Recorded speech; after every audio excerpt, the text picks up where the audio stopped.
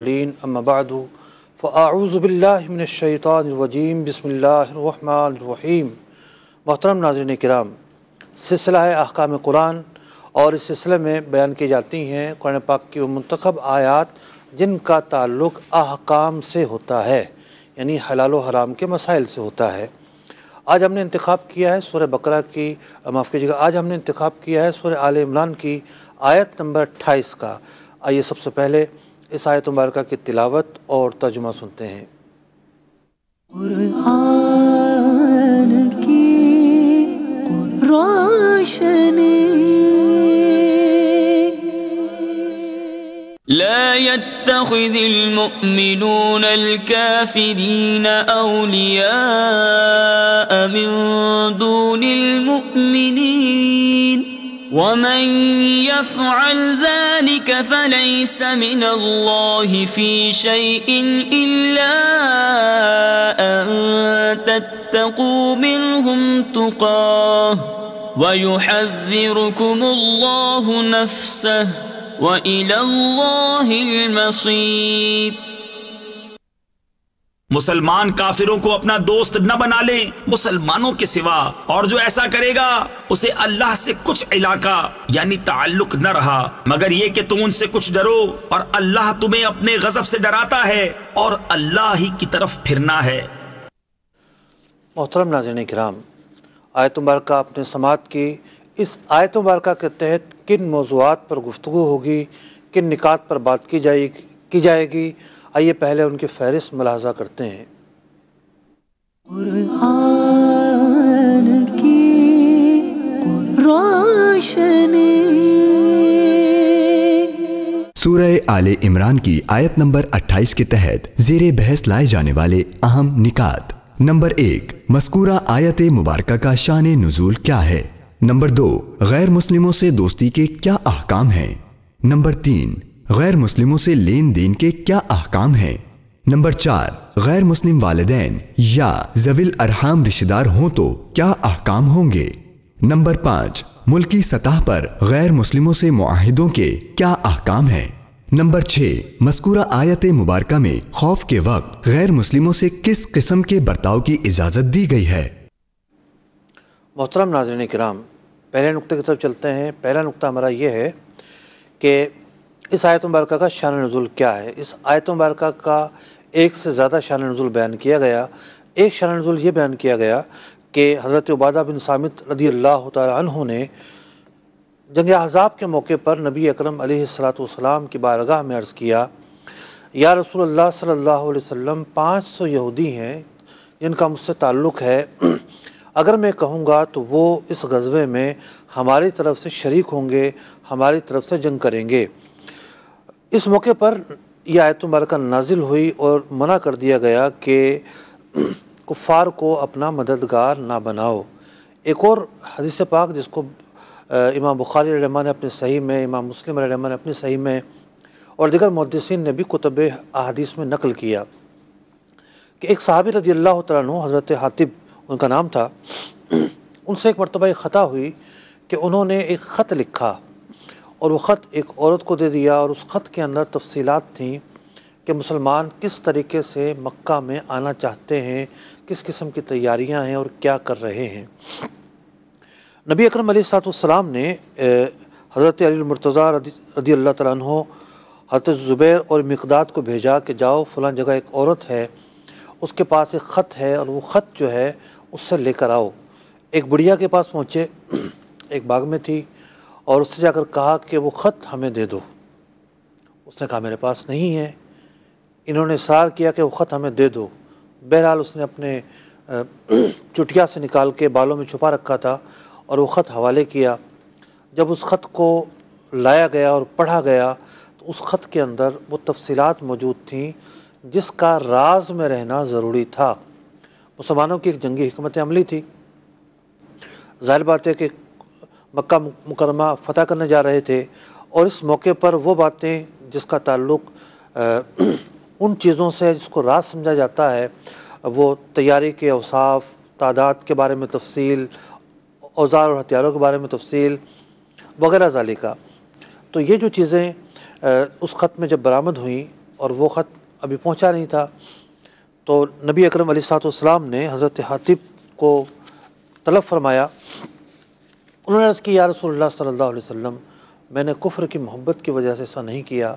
قریش کے خلاصہ یہ ہے کہ قریش کے کچھ احسانات تھے، اس کے بدلے میں نے ایک احسان اتارنا چاہا. حضرت امیر المومنین عمر فاروق رضی اللہ تعالیٰ عنہ نے تلوار نکالنا چاہی کہ اس نے اس طرح کی مطلب کہ غلطی کی ہے، تو آپ نے فرمایا کہ نہیں، یہ جنگ بدر میں شریک ہوئے ہیں اور ان کی جو نیت ہے وہ کفار کی محبت کی وجہ سے نہیں تھی، بتقاضۂ بشریت ان سے غلطی ہوئی، ایک خطا ہوئی. نبی اکرم علیہ الصلوۃ والسلام نے ان کی خطا کو، ان کی غلطی کو معاف فرمایا اور حوالہ یہ دیا کہ یہ بدر میں شریک ہونے والے ہیں، شریک ہوئے ہیں، اور اللہ تبارک و تعالیٰ نے اہل بدر کے لیے بشارت فرمائی ہے، لہٰذا ان کی غلطی معاف کی جاتی ہے. تو دوسرا شان نزول یہ ہے کہ یہ آیت مبارکہ اس موقع پر نازل ہوئی اور یہ فرمایا گیا لا يتخذ المؤمنون الکافرین اولیاء من دون المؤمنین، کہ مسلمانوں پر لازم ہے کہ وہ مسلمانوں کو چھوڑ کر کفار کو اپنا دوست نہ بنائیں، اپنا مددگار نہ بنائیں. ومن يفعل ذلك فليس من الله في شيء، اگر کوئی ایسا کرے گا اس کا پھر اللہ تعالیٰ سے تعلق نہیں رہے گا، یعنی وہ پھر اللہ تعالیٰ کے بتائے ہوئے احکامات پر اس نے عمل نہیں کیا، اس نے خلاف ورزی کی. اگلے نقطے کی طرف چلتے ہیں. ہمارا جو اگلا نقطہ ہے وہ یہ ہے کہ غیر مسلموں سے دوستی کے کیا احکامات ہیں. محترم ناظرین کرام، اس موضوع کی کئی جہتیں ہیں، یعنی غیر مسلموں سے جو برتاؤ ہے. دراصل آج جس آیت مبارکہ کے تحت ہم گفتگو کر رہے ہیں، اس آیت مبارکہ کا جو موضوع ہے وہ ہے معاشرت.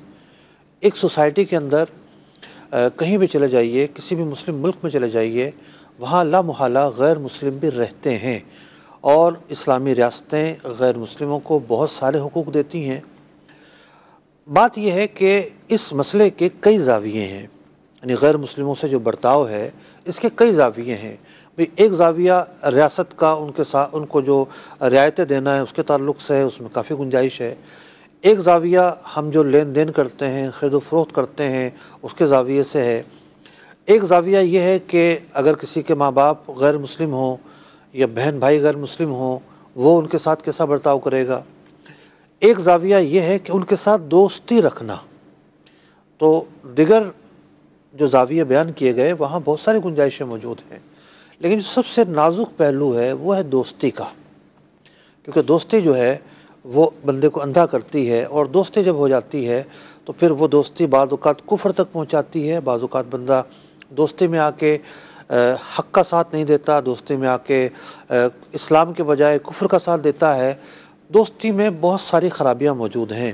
تو اس کا مطلب یہ نہیں ہے کہ اگر ہم اس نقطے پر بات کر رہے ہیں کہ ایک مسلمان کے تعلقات کس حد تک ایک غیر مسلم کے ساتھ ہونے چاہیے، تو اس کا مطلب یہ نہیں ہے کہ ہر اعتبار سے جو تعلقات اور لین دین ہیں سب کا ایک ہی حکم ہے. نہیں، ہر ایک زاویے کا، ہر ایک جہت کا الگ حکم ہے.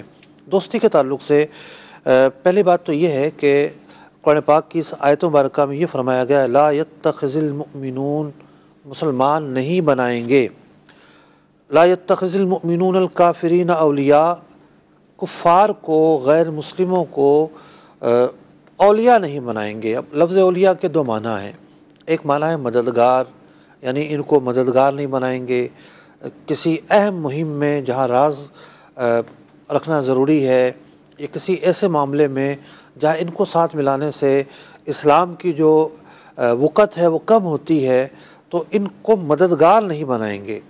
دوسرا معنی یہ بنے گا ان کو دوست نہیں بنائیں گے. اور یعنی بعض مواقع پر مددگار بنانا جائز نہیں ہوگا، اور دوستی جو ہے وہ مطلقاً جائز نہیں ہوگی. اب بات آتی ہے کہ دوستی مشتمل ہوتی ہے میلان قلب پر. قلبی میلان ہوتا ہے، اور قلبی میلان پہلا مرحلہ ہوتا ہے، اور الفت اور محبت اس کا اگلا مرحلہ ہوتا ہے. تو آخر محبت کس طرح کی کفار کے ساتھ ہو تو کیا حکم ہے؟ ایک محبت وہ ہے کہ ان کے کفر کو اچھا سمجھنا.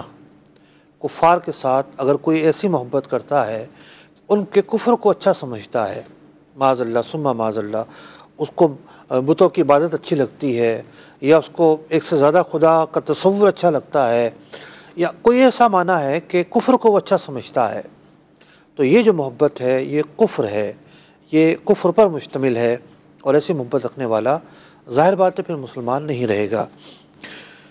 دوسری محبت یہ ہے کہ اس کے کفر کو تو اچھا نہیں سمجھتا، لیکن اسلام کے مقابلے میں دوستی کی بنیاد پر اپنے دوستوں کو ترجیح دیتا ہے، تو ایسا کرنا جائز نہیں ہے۔ تیسری محبت یہ ہے کہ قرابت داری ہے، ماں باپ ہیں، بہن بھائی ہیں، وہ غیر مسلم ہیں، تو ایک غیر اختیاری طور پر قلب وہاں مائل ہے، تو ایسی جو محبت ہے اس سے شریعت نہیں روکتی۔ اور اس میں یہ ضرور ہے کہ اگر ایسا موقع آتا ہے کہ جب اسلام اور کفر کا مقابلہ ہو تو پھر وہ اپنی رشتہ داری کو ترجیح نہیں دے گا، اسلام کو ترجیح دے گا۔ اور اس حوالے سے قرآن پاک کی اور بھی دیگر آیات کے اندر اللہ رب العزت نے واضح طور پر احکام بیان فرمائے ہیں۔ سورہ انعام میں ارشاد ہوتا ہے وَإِمَّا يُنْسِيَنَّكَ الشَّيْطَانُ فَلَا تَقْعُدْ بَعْدَ الذِّكْرَىٰ مَعَ الْقَوْمِ الظَّالِمِينَ، اور شیطان اگر تجھے بھلا دے تو یاد آنے پر ظالمین کے ساتھ مت بیٹھ۔ یہاں ظالمین کی جو تشریح مفسرین نے بیان کی ہے کہ اس سے مراد مشرکین ہیں، کفار ہیں، وہ لوگ ہیں جو برے ہیں، جن کی صحبت بری ہے۔ ایک شرابی ہے، اس شرابی کے ساتھ کوئی یہ نہیں چاہتا کہ میرا بچہ بیٹھے، اور وہ یہ خوف رکھتا ہے کہ اگر یہ بیٹھا تو اس کی جو بری عادتیں ہیں اور بالخصوص جو شراب کی لت ہے وہ اس میں پڑ جائے گی اور اسے سنبھالنا مشکل ہو جائے گا۔ تو اسی طریقے سے اس دوستی کرنے کی ممانعت کا پہلو یا حکمت یا وجہ جو ہے وہ یہ ہے کہ چونکہ کفر ایک برائی ہے، کفر ایک گندگی ہے، کفر ایک اچھی چیز نہیں ہے، ایک منحوس چیز ہے، اور ہم کہہ سکتے ہیں کہ سب سے منحوس چیز ہے۔ تو جہاں کفر پایا جاتا ہے وہاں کی جو صحبت ہے وہ کتنی خطرناک ہوگی اندازہ لگایا جا سکتا ہے۔ تو سورہ انعام کی اس آیت مبارکہ میں اللہ رب العزت نے واضح طور پر یہ ارشاد فرمایا کہ یاد آنے پر اگر کسی سے غلطی ہو جائے، بھول ہو جائے، لیکن جب توجہ جائے تو پھر اس پر یہ لازم ہے فلا تقعد، کہ مت بیٹھے، مت دوستی کرے ایسے لوگوں کے ساتھ جو کفر میں پڑے ہیں۔ ایک اور آیت مبارکہ میں فرمایا گیا یا ایھا الذین آمنوا لا تتخذوا عدوی عدوکم، اللہ تعالیٰ فرماتا ہے کہ جو میرے دشمن ہیں، میرا انکار کرتے ہیں، میرے مقابلے پر آتے ہیں، جو میرے دشمن ہیں، اور ایک اعتبار سے مسلمانوں کو بھی دشمن ہیں، لا تتخذوا، نہ بناؤ ان کو، کیا نہ بناؤ، اولیاء، اپنا دوست نہ بناؤ، تلقون الیہم بالمودہ، کہ ان سے تم محبت ظاہر کر رہے ہو۔ قرآن پاک نے واضح طور پر اس آیت مبارکہ میں بھی اس کا حکم ارشاد فرمایا۔ سورہ ممتحنہ کی آیت نمبر 1 تھی۔ ایک اور آیت مبارکہ میں فرمایا گیا لا تجد قوما یؤمنون باللہ والیوم الآخر، تم نہیں پاؤ گے ایسے لوگوں کو جو اللہ پر اور آخرت کے دن پر ایمان رکھتے ہیں، یعنی ان کے اوصاف کیا ہوں گے، یعدون من حاد اللہ ورسولہ ولو کانوا آباءہم او ابناءہم او اخوانہم، کہ جو اللہ اور اس کے دین پر ایمان رکھتے ہیں پھر وہ کفار سے محبت نہیں کریں گے، یعنی اللہ اور اس کے رسول کے جو دشمن ہیں ان سے وہ محبت نہیں کریں گے، اگرچہ کہ وہ ان کے بھائی ہوں، بہن ہوں، او عشیرتہم، یا ان کے جو رشتہ دار ہیں وہ ہوں، تو یہ جو لوگ ہیں ان سے محبت نہیں کریں گے۔ تو اللہ تبارک و تعالیٰ نے واضح انداز میں ہمیں کئی مواقع پر یہ ارشاد فرمایا کہ ایک جو مسلمان ہیں ان کے کیا اس کا طرز عمل ہونا چاہیے دوستی کے تعلق سے، اور کیا اس کی روش ہونی چاہیے۔ تو کفار سے جو دوستی ہے، قلبی دوستی، قلبی میلان اور انہی کی صحبت میں رہنا، یہ انتہائی خطرناک ہے، اور قرآن کریم فرقان حمید کی جو تعلیمات ہیں یہ اس سے روکتی ہیں۔ اگلے نقطے کی طرف چلتے ہیں۔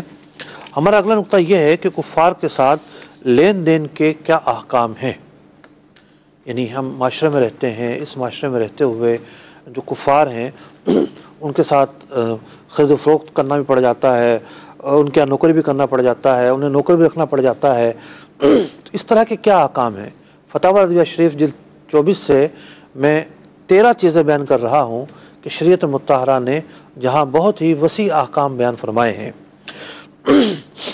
امام اہل سنت اعلیٰ حضرت امام احمد رضا خان علیہ رحمۃ الرحمن فرماتے ہیں کہ معاملات اور مجرد موالات اور مجرد معاملہ، اس میں دن رات کا فرق ہے. یعنی دوستی رکھنا اور غیر مسلم اور مسلمان بھائی بھائی کا نعرہ لگانا اور ایک ہونے کا نعرہ لگانا، یہ ایک کس طرح ہو سکتے ہیں؟ ہمارا تو ملک پاکستان جو ہے وہ دو قومی نظریے کی بنیاد پر قائم ہوا ہے. وہ ایک الگ قوم ہے، مسلمان ایک الگ قوم ہے. غیر مسلموں کی ثقافت الگ ہے، مسلمانوں کی ثقافت الگ ہے. غیر مسلموں کا تہوار الگ ہے، مسلمانوں کے تہوار الگ ہیں. غیر مسلم جو ہے وہ شرک کرتے ہیں، مسلمان شرک نہیں کرتے، صرف اللہ تبارک و تعالیٰ کی بات کرتے ہیں، صرف اللہ تبارک و تعالیٰ کو اپنا معبود جانتے ہیں. غیر مسلموں کے ہاں ایسا نہیں ہے. اور غیر مسلموں کے بہت سارے تہوار ایسے ہیں کہ جو شرک پر مبنی ہیں. وہ اپنے مذہبی تہوار مناتے ہیں لیکن مسلمان ان تہواروں میں شریک نہیں ہو سکتے، کیونکہ بہت سارے ایسے تہوار ہیں جن کی بنیاد جو ہے وہ شرک ہے یا معبودان باطلہ کی تعظیم ہے. تو مسلمان اس میں کیسے شریک ہو سکتے ہیں؟ تو امام اہل سنت رضی اللہ تعالیٰ فرما رہے ہیں، ایک ہوتی ہے موالات، ایک ہو جانا، سب کچھ فرق ختم کر دینا. فرمایا یہ کیسے ممکن ہے؟ ہاں جو معاملات ہیں، لین دین ہیں، اس میں اور موالات میں زمین و آسمان کا فرق ہے. فرمایا کہ دنیاوی معاملات میں جس سے دین میں ضرر نہ ہو سوائے مرتدین کے کسی سے ممنوع نہیں ہے. اور فرمایا ذمی تو معاملات میں مثل مسلم ہے اور غیر ذمی سے بھی. نمبر 1 خرید و فروخت جائز ہے. نمبر 2 اجارہ اور استجارہ جائز ہے، یعنی ہم کوئی چیز ان کی کرائے پر لیں، کوئی چیز اپنی ان کو کرائے پر دیں، جیسے پراپرٹی وغیرہ، یہ جائز ہے. ہبا و استحاب بشروط جائزہ جائز ہے، یعنی ان کو گفٹ دیں یا ان کا گفٹ لیں جبکہ جائز شرائط کے تحت لیں، یہ جائز ہے. فرمایا خریدنا مطلقاً ہر مال کا مسلمان کے حق میں، اور بیچنا ہر اس چیز کا کہ جس سے اعانت حرب یا اہانت اسلام نہ ہوتی ہو. اعانت حرب یہ ہے کہ مسلمان کو اگر معلوم ہے کہ جناب یہ ہمارے ملک کا دشمن ہے اور اس کو اگر ہم یہ چیز بیچیں گے تو وہ ہمارے ملک کے ہی خلاف استعمال ہوگی، وہ مسلمانوں کے خلاف استعمال ہوگی، تو وہاں پھر ایک جداگانہ احکام ہوں گے. لیکن روٹین میں ایسا نہیں ہوتا، اور نہ جو ہے ہر کسی کے پاس ایسی چیزیں ہوتی ہیں کہ وہ غیر مسلموں کو دے تو اعانت حرب ہو جائے گی یا اہانت اسلام ہو جائے گی. یہ اسپیشل کیسز ہوتے ہیں. 7ویں چیز یہ بیان فرمائی کہ اسے نوکر رکھنا جس میں کوئی خلاف شرع کام نہ ہو، اور اس کی نوکری کرنا جس میں مسلمان پر اس کا استعلاء نہ ہو، یعنی مسلمان کی اہانت نہ ہوتی ہو. اب مثال کے طور پر مسلمان جو ہے اس کے ہاں جا کے باتھ روم صاف کر رہا ہے، اب ایسی نوکری جائز نہیں ہوگی. ایسی پروقار نوکری غیر مسلم کے پاس کرنا جائز ہے جس میں کسی قسم کی جو آر ہے اس کا پہلو نہیں ہوتا. فرمایا ایسے ہی امور میں اجرت پر اس سے کام لینا یا اس کو کام دینا. اب وہ کارپینٹر ہے، اس سے کام لینا، یا کوئی مسلمان کارپینٹر اس کے پاس جا کے کام کرے، یہ بھی جائز ہے. فرمایا بمصلحت شرعی سے ہدیہ دینا جس میں کسی رسم کفر کا اعزاز نہ ہو. اب اس کو ہدیہ دینا جائز ہے. اب یہ نہیں ہے کہ جناب اسے کوئی بت ہدیے میں دیں گے کہ لو جی تمہیں بڑے پسند ہے اور یہ ہم نے دے دیے، نہیں، ایسا نہیں ہوگا. یا کوئی ایسی چیز کہ جو چڑھاوے میں چڑھائی جاتی ہے بطور خاص آپ اس کو دے رہے ہیں، یہ جائز نہیں ہوگا. عام روٹین کے جو ہدایہ ہیں اس کی گنجائش رکھی گئی ہے. اس کا ہدیہ قبول کرنا جس سے دین پر اعتراض نہ ہو، وہ جائز ہے. اب مثال کے طور پر وہ ہماری مسجد بنانے کے لیے ہدیہ دیتا ہے، جی مسجد میں لگا دو، نہیں، مذہبی معاملات میں ہم اس کا چندہ نہیں لے سکتے. کوئی اور کسی قسم کا ہدیہ ایسا ہدیہ ہے جس کا تعلق مذہبی معاملات سے نہیں ہے تو جائز ہے. اب مثال کے طور پر وہ چڑھاوا لے کر آیا ہے، جو ابھی نکلا ہے اور وہ چڑھاوا لے کر آیا، پورا تھال بھرا ہوا، جی یہ لے لو. ہمیں پتہ ہے کہ یہ جو اس کی چیزیں ہیں یہ مذہبی رسومات میں شامل ہیں، وہ چیزیں ہم نہیں لیں گے، اس کے علاوہ کوئی گفٹ دیتا ہے اس کے لینے کی گنجائش بہرحال موجود ہے۔ فرمایا کہ کتابیاں سے نکاح کرنا فی نفسی ہی حلال ہے، یعنی نکاح ہو جائے گا، زنا نہیں کہلائے گا، لیکن علماء نے بیان کیا کہ ایسا کرنا مکروہ تحریمی ہے۔ اسی طریقے سے فرمایا کہ وہ صلح کی طرف جھکیں تو مصالحت کرنا، بہت سارے ایگریمنٹ جو ہیں وہ کفار کے ساتھ، غیر مسلموں کے ساتھ ہو سکتے ہیں۔ فرمایا کہ یوں ہی ایک حد تک معاہدہ و موادات کرنا کہ جو عہد کر لیا اس کی وفا فرض ہے اور غدر حرام ہے، تو کفار کے ساتھ جائز معاہدے بھی ہو سکتے ہیں اور پھر مسلمانوں کو ان معاہدوں کی پاسداری کرنا ہوگی۔ دین اسلام کی تعلیمات دیکھیے کہ دین اسلام فرما رہا ہے کہ ایسے جو معاہدے ہیں ان کی خلاف ورزی کرنا جائز نہیں ہوگا، اور نبی اکرم علیہ الصلوۃ والسلام نے بھی ایک حدیث مبارکہ میں اسی قسم کی تعلیم ارشاد فرمائی۔ تو بات لین دین کی تھی، لین دین کی کیا حدود ہونی چاہیے، کتنی وسعت ہے، کتنی وسعت نہیں ہے، تو میں نے قدر تفصیل کے ساتھ آپ کے ساتھ بیان کیا کہ اعلیٰ حضرت امام اہل سنت امام احمد رضا خان علی رحمۃ الرحمن نے کفار کے ساتھ لین دین کے تعلق سے جو بیان فرمایا ہے اس کا خلاصہ آپ کے سامنے عرض کیا۔ اگلے نقطے کی طرف چلتے ہیں۔ غیر مسلم اگر والدین ہوں یا قریبی رشتہ دار ہوں تو کیا کیا جائے؟ اللہ تبارک و تعالیٰ قرآن کریم فرقان حمید میں ارشاد فرماتا ہے وَإِن جَاهَدَكَ عَلَىٰ أَن تُشْرِكَ بِي مَا لَيْسَ لَكَ بِهِ عِلْمٌ، اگر وہ دونوں تجھ سے کوشش کریں کہ میرا شریک ٹھہرائے، یعنی اگر والدین ایسے ہوں کہ جو کفر کی طرف بلائیں، شرک کی دعوت دیں، تو فرمایا فَلَا تُطِعْهُمَا، ان کی اطاعت نہ کرو۔ والدین غیر مسلم ہیں، کفر کی طرف بلاتے ہیں، ان میں ان چیزوں کی اطاعت نہیں کی جائے گی۔ وَصَاحِبْهُمَا فِي الدُّنْيَا مَعْرُوفًا، قرآن پاک فرماتا ہے البتہ دنیا میں ان کے ساتھ حسن سلوک رکھا جائے گا، دنیا میں ان سے اچھا برتاؤ کیا جائے گا۔ ایک حدیث پاک میں فرمایا، نبی اکرم علیہ الصلوۃ والسلام ارشاد فرماتے ہیں ثلاث لیس لأحد من الناس فیہن رخصہ، تین چیزیں ہیں جس میں رخصت نہیں ہے۔ بر الوالدین، والدین کے ساتھ حسن سلوک کرنا ہے، مسلمن کانا او کافرا، وہ والدین مسلمان ہو یا غیر مسلم ہو۔ والوفاء بالعہد لمسلم کانا او کافرا، جو عہد کر لیا ہے، جائز عہد، جائز معاہدہ کیا ہے، اس پر پورا اترنا ہے، وہ معاہدہ مسلمان سے کیا ہو یا غیر مسلم سے کیا ہو۔ فرمایا وَأَدَاءُ الْأَمَانَةِ، امانت ادا کرنی ہے، الی مسلم کانا او کافرا، وہ امانت مسلمان کی رکھی ہو یا غیر مسلم کی رکھی ہو۔ یہی وجہ ہے کہ حضور نبی اکرم علیہ الصلوۃ والسلام ہجرت کے موقع پر حضرت علی رضی اللہ تعالیٰ عنہ کے سپرد کر کے آتے ہیں وہ امانتیں جو غیر مسلموں کی تھیں، اور اہتمام کیا جاتا ہے کہ یہ امانتیں ان کے جو مالک ہیں ان تک پہنچ جائیں۔ تو فرمایا کہ تین چیزیں ایسی ہیں جس میں کوئی رخصت نہیں ہے، ایک والدین کے ساتھ اس نے سلوک کرنا، مسلمان ہو یا غیر مسلم ہو، اسی طریقے سے وفائے عہد کرنا، جو معاہدہ کیا ہے، کاروباری معاہدے ہوں اور کسی قسم کا جائز معاہدہ ہو، اس کی پاسداری کی جائے گی، اس کو پورا کیا جائے گا۔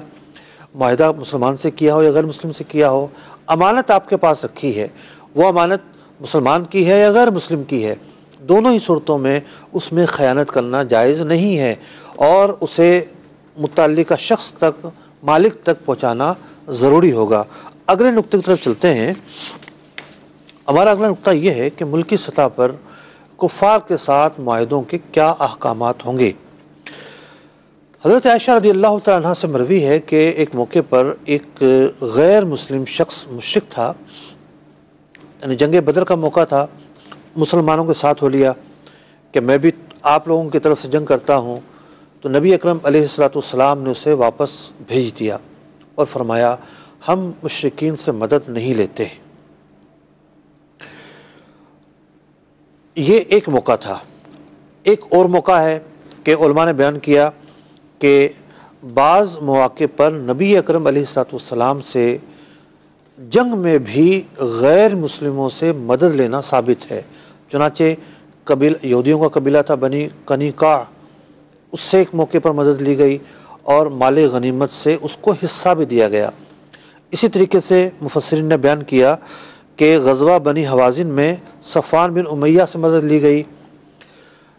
اب بات یہ ہے کہ جو پہلی بات فرمائی گئی نبی اکرم علیہ الصلوۃ والسلام نے جو فرمائی، اس کا کیا مطلب ہے؟ جنگ بدر کے موقع پر ایک شخص نے شامل ہونا چاہا، حضور علیہ الصلوۃ والسلام نے واپس بھیج دیا، اور بعض روایتوں میں یہ الفاظ ہے انا لا نستعین بمشرک، کہ ہم کسی مشرک سے مدد نہیں لیتے۔ تو ایک توجیہ مفسرین نے یہ بیان فرمائی کہ یہ جو حکم تھا پہلے تھا، بعد میں منسوخ ہو گیا۔ پھر کفار کے ساتھ جو مسلمان جنگ کر رہے ہوں کسی غیر مسلم سے، تو کفار کی مدد اس میں شامل ہو تو یہ جائز ہے۔ یا فرمایا گیا کہ پہلے ضرورت نہیں تھی اس لیے منع فرما دیا، بعد میں جب ضرورت تھی تو اس کی گنجائش رکھی گئی، اور وہ یعنی کہ ان کی مدد عملی طور پر لی بھی گئی۔ اب بات ہے ملکی معاہدوں کی۔ دیکھیں، ملکی معاہدے کئی طرح کے ہوتے ہیں۔ ایک تجارتی معاہدے ہوتے ہیں، ایک وہ معاہدے ہوتے ہیں کہ جس میں مسلمانوں کا کوئی نقصان نہیں ہوتا اور کفار کے کفر کا کوئی فائدہ نہیں ہوتا۔ ایک تو ہوتا ہے کفار کا شخصی فائدہ، ایک ہوتا ہے کفر کا فائدہ، کفر کا کوئی فائدہ نہیں ہوتا۔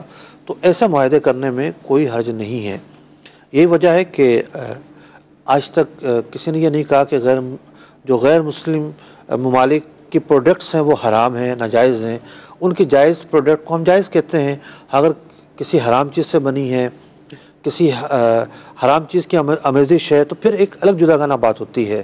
تو بات یہ ہے کہ ملکی سطح پر تجارتی معاہدے ہوں یا ایسے جنگی معاہدے ہوں جس میں مسلمان کا اپنا فائدہ ہو، تو ایسے معاہدے بھی جائز ہوں گے۔ اسی طریقے سے مثال کے طور پر دو بلاک بن جاتے ہیں۔ ایک بلاک وہ ہے جہاں ایک غیر مسلم ہے، ایک بلاک وہ ہے جہاں ایک غیر مسلم ہے، دوسرا بلاک وہ ہے جہاں دوسرا غیر مسلم ہے، اور وہ غیر مسلموں سے جنگ کر رہا ہے، مسلمانوں سے نہیں کر رہا، تو وہاں بھی مسلمان ملک کو معاہدہ کرنے کی گنجائش ہوتی ہے۔ لیکن اگر کسی مسلمان ملک کے ساتھ یا مسلمان قوم کے ساتھ جنگ ہو رہی ہو تو پھر یہ جائز نہیں ہے کہ کوئی بھی مسلمان ملک یا شخص اس کی مدد کرے اور اعانت کرے۔ اگلے نقطے کی طرف چلتے ہیں۔ اس آیت مبارکہ کے دو حصے تھے۔ پہلے حصے میں کفار کی محبت کے تعلق سے گفتگو کی گئی، اگلے حصے میں یہ بیان کیا گیا کہ بعض صورتوں میں رخصت کی اجازت ہے۔ عالمی مدنی مرکز میں اذان ہو رہی ہے، اذان کا جواب دے کے اللہ نے چاہا تو اپنی بات مکمل کرتا ہوں۔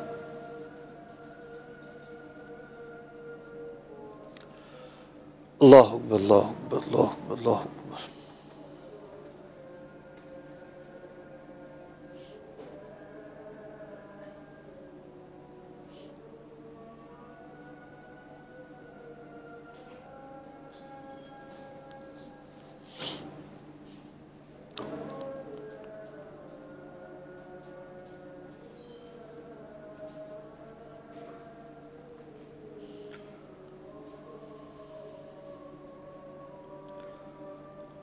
اشہد ان لا الہ الا اللہ، اشہد ان لا الہ الا اللہ۔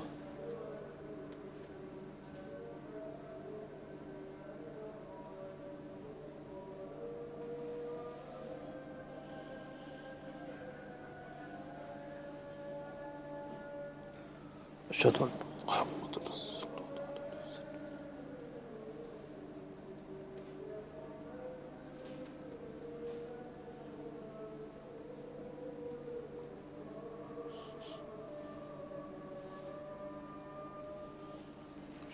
محمد رسول اللہ۔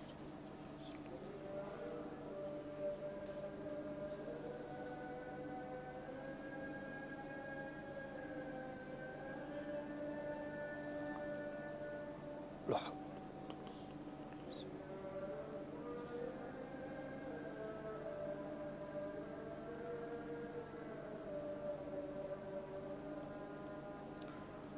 حول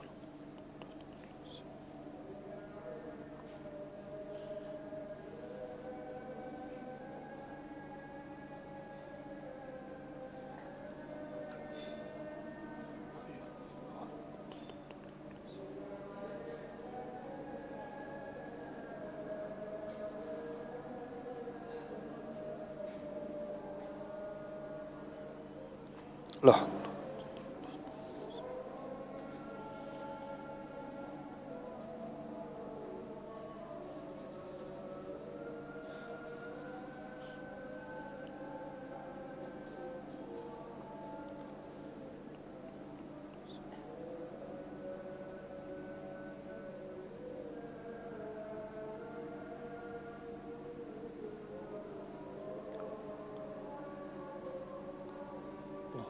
لا الہ الا اللہ.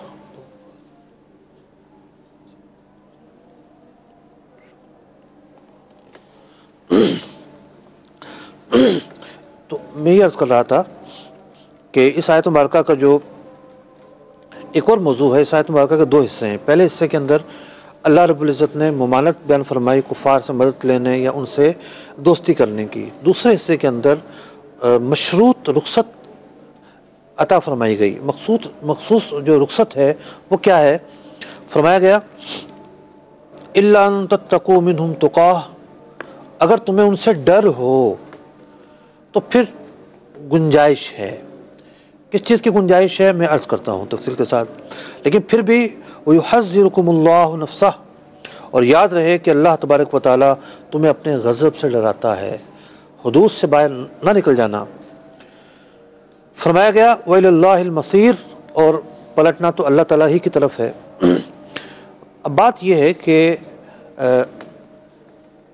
ڈر کے وقت جب جان کا خوف ہے، مال کا خوف ہے، تو بات چیزیں ایسی ہیں جس کی گنجائش دی گئی ہے. مثال کے طور پر اگر کوئی گردن پر تلوار رکھ کے کہے کہ کفر بکو، تو یہاں دو مرحلے ہیں، ایک جانب رخصت ہے اور دوسرا جانب عزیمت ہے.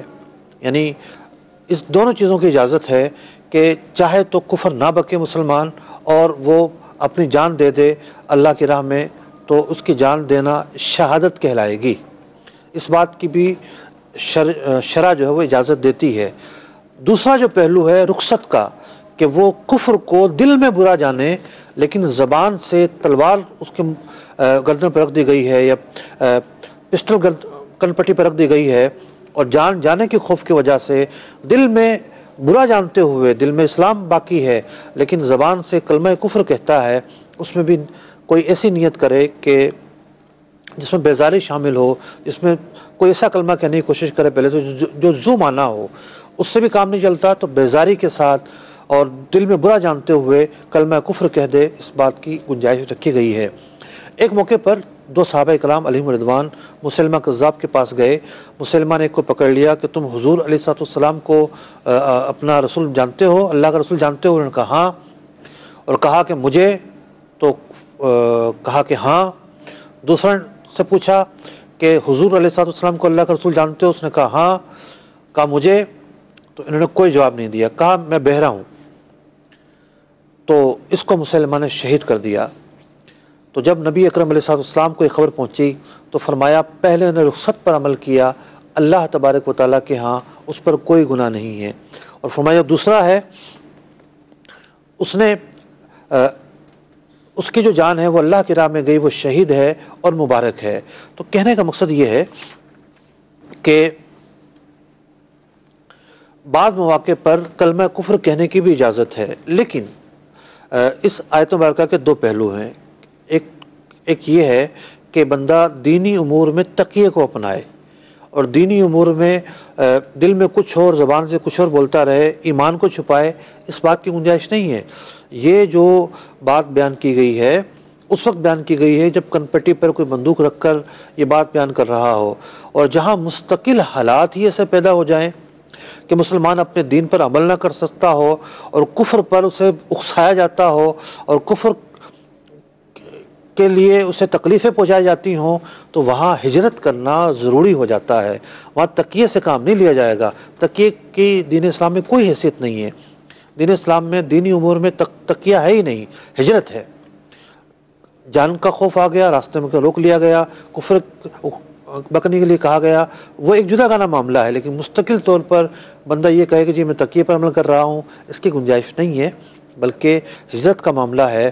اسی بنا پر انبیاء علیہ السلام نے، صحابہ کرام علیہ رضوان نے ہجرت فرمائی اور ایسے علاقے میں جا کے بسے جہاں وہ شاعر اسلام آسان طریقے سے ان کی ادائیگی کر سکتے تھے۔ اس آیت مبارکہ میں دراصل بات یہ بیان کی گئی ہے کہ جہاں دینی امور نہیں، دنیاوی جو معاملات ہیں، دنیاوی معاملات کے اندر تقیے سے کام لیا جا سکتا ہے۔ مثال کے طور پر ایک آدمی ہے، آ جاتا ہے ہماری دکان پر، ہمارا گاہک ہے، ہم لا محالہ وہ کتنا ہی برا ہو خندہ پیشانی سے پیش آتے ہیں۔ یہ دنیاوی معاملہ ہے، تو دنیاوی امور کے اندر غیر مسلموں کے ساتھ اس طرح کا معاملہ رکھنے کی اجازت دی گئی ہے۔ تو اس آیت مبارکہ کا جو دوسرا حصہ ہے اس کا جو پس منظر ہے وہ دنیاوی امور ہیں، کہ دنیاوی امور کے اندر انہیں کوئی گفٹ دینا یا ان کے ساتھ خندہ پیشانی سے پیش آنا، اور بعض جگہوں پر جو ہے وہ اگر انہوں نے سلام کر دیا ہے تو سلام کا جواب تو نہیں دیا جائے گا، وعلیکم کہا جائے گا، لیکن بندہ اپنی فرشتوں کی نیت سے وعلیکم السلام کہتا ہے تو پھر یہ ایک جدا گانا چیز ہے۔ تو دنیاوی امور ہیں، دنیاوی امور کے اندر بعض چیزوں کی اجازت دی گئی ہے، دینی امور میں اس کی کوئی گنجائش نہیں ہے، سوائے یہ کہ جہاں جان کا خوف ہو۔ اللہ تبارک و تعالیٰ سے دعا ہے ہم نے جو کچھ آج بیان کیا اس میں کوئی غلطی خطا ہوئی ہو اللہ تبارک و تعالیٰ معاف فرمائے، اور جو باتیں بیان ہوئی حلال و حرام کے تعلق سے اللہ تبارک و تعالیٰ ہمیں ان پر عمل کرنے کی توفیق عطا فرمائے۔ آمین بجاہ النبی الامین صلی اللہ تعالیٰ علیہ وسلم۔